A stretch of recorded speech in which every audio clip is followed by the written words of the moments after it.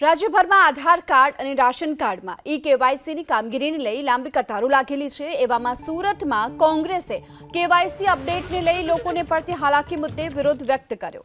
કોંગ્રેસના નેતાઓએ લિંબાયતમાં લોકોની હાલાકીને લઈને ચિલ્ડ્રન બેંકની નોટો અધિકારીઓના ટેબલ પર નાખી વિરોધ વ્યક્ત કર્યો।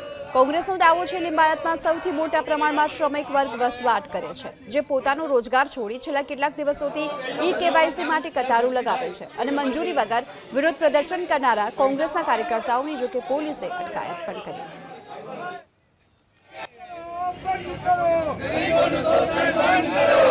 અમારી એક જ રજૂઆત છે તંત્રને કે તમે પણ આ પુરવઠા ઝોન ઓફિસ જોઈ શકો છો કે જે પહેલા માળે છે એને જવા માટે 1.5 ફૂટનો માત્ર પહોળાઈ ધરાવતો દાદર છે। એ દાદર પર મહિલા અને પુરુષ બંને લાઇનમાં છે। જ્યારે કોઈ પુરુષ ઉપરથી ઉતરે છે તો સ્વાભાવિક છે કે મહિલાને ટચ થાય છે। એવી રીતે આ દાદર છે કે જે મહિલાઓને બિલકુલ સુરક્ષિત દેખાતી નથી। મહિલાઓ અપમાનજનક સ્થિતિમાં અહીંયા ઊભી છે। તાત્કાલિક અસરથી આ ઓફિસને વૈકલ્પિક ઓફિસ તરીકે સુરત મહાનગરપાલિકાનો જ્યાં કમ્યુનિટી હોલ હોય એવી જગ્યા કેવાયસીનો કાર્યક્રમ ચાલુ રાખો।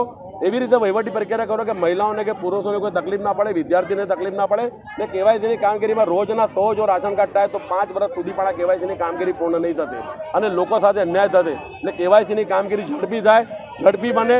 લોકો સાથે જે ભ્રષ્ટાચાર થઈ રહ્યું છે, જે ટાઉટો દ્વારા વચેટિયાઓ દ્વારા જે પૈસા ઉઘરાવવામાં આવે છે, તાત્કાલિક અસરથી બંધ થાય।